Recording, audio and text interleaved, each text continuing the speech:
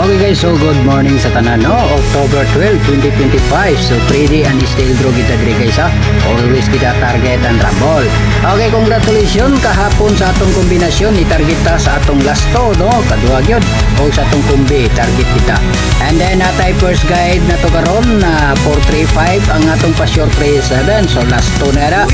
O tangan ninyo na karon lasto na og kombinasyon na to. Alright, so natay ang goal guide na to guys, so di ata mo kuha sa itong 543, no? Diya, dikit lagi mo diya karon na resulta sa Domingo.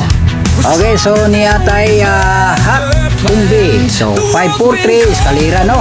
074 437 530 140 120. So kamong ray magpili-pili ana guys ha. Always get rumble para sure.